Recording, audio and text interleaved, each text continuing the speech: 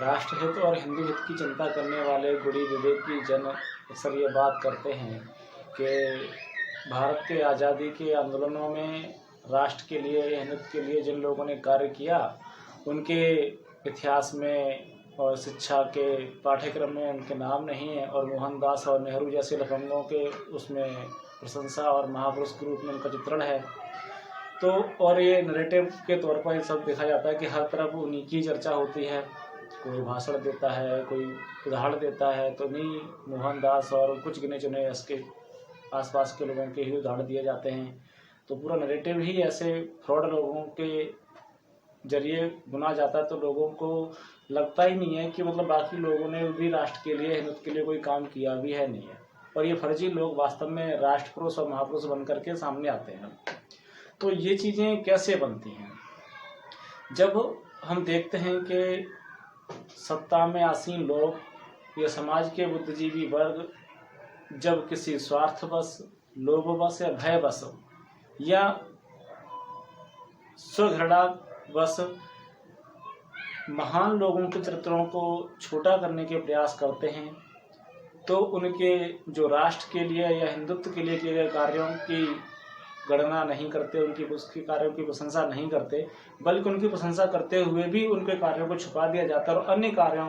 की प्रशंसा उनकी की जाती है, जिससे कि वो व्यक्ति आगे चल करके उनके उस मूल कार्य को जो उनके होते हैं वो गौड़ हो जाते हैं, और जो गौड़ कार्य हैं वो मूल रूप में उभर करके आते हैं और उनकी जो वास्तविक पहचान है वो इस तरह से खो जाती है। जैसे अभी ये उदाहरण है, उत्तर प्रदेश में पूर्व मुख्यमंत्री और राज्यपाल बाबूजी कल्याण सिंह जी का निधन हुआ, तो उसमें संघ भाजपा के सभी वरिष्ठ लीडर उनके उसमें गए अंत्येष्टि में और वहाँ श्रद्धांजलि देने के लिए। तो सभी ने ऐसा प्रयास किया कि उनकी जो हिंदुत्ववादी छवि है, जो राष्ट्रवादी छवि है, उसको छोटा किया जा सके।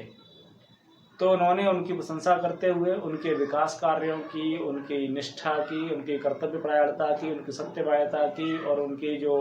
कार्यों के प्रति निर्णय लेने की जो क्षमता थी उसकी प्रशंसा की। और कुछ लोगों ने उन्हें एक जातिवादी और शोषक समाज का, वंचित पिछड़े समाज का उद्धारक और उनका नेता भी कहा। तो कुल मिलाकर के सभी लोगों ने पेंशन प्रकारलेन उनकी प्रशंसा करते हुए भी उनके हिंदुत्व की बात नहीं की, उनके राष्ट्रीय चरित्र की बात नहीं की। जो बाबूजी का सारा जो जीवन, उनकी जो सारी ख्याति सारी दुनिया में जो है वो हिंदुत्ववादी नेता की, बल्कि वास्तव में एक सच्चे अर्थों में एक हिंदू हृदय सम्राट की जो छवि है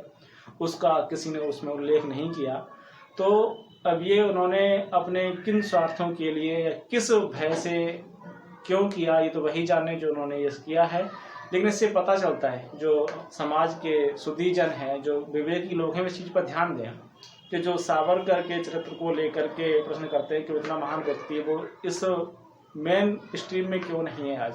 या भगत सिंह जो हैं या आज़ाद जी हैं, ये ऐसे जो वीर लोग जिन्होंने वास्तव में देश के लिए बलिदान दिया, हिंदुत्व के लिए बलिदान दिया, वो आज मेन स्ट्रीम में क्यों दिखाई नहीं देते? हर तरफ मोहनदास या नेहरू जैसे लोग ही क्यों छाए रहते हैं? उसके पीछे गाड़ी यही है कि उनके मूल कार्यों को भुला दिया गया और उनके अन्य गौण कार्यों के बारे में उनको बताया गया, ताकि वो वास्तव में जो समाज है, जिनके पास जो चिंतन निरंतर होता है, उनमें उनका नाम ना गिना जा सके। तो सेम वैसा ही प्रकरण इस समय बाबूजी के साथ हुआ कि उनके हिंदुत्ववादी चरित्र को नगण्य करने की कोशिश की गई, उन्हें घटाने की कोशिश की गई, कम करने की कोशिश की गई। उनकी अपनी पार्टी अपने संगठन के द्वारा जिस संगठन को उत्तर प्रदेश में खड़े करने में, चाहे वो आरएसएस हो या उस समय की जनसंघ पार्टी हो और वर्तमान में भारतीय जनता पार्टी हो, इसे स्थापित करने में और उसे खड़ा करने में उनका एक महत्वपूर्ण योगदान रहा और हिंदुत्व के लिए ही उनकी पहचान सारी दुनिया में ख्याति है। उसे हर किसी ने, चाहे वो मोदी जी हों, उनके दाएं बाएं अमित शाह या कोई भी मंत्री जो नेता जो वहाँ गए, जिन्होंने भी कुछ भी कहा, तो उनमें किसी ने भी उनके हिंदुत्ववादी चरित्र का उल्लेख नहीं किया। तो इसी तरह से नैरेटिव बनाए जाते हैं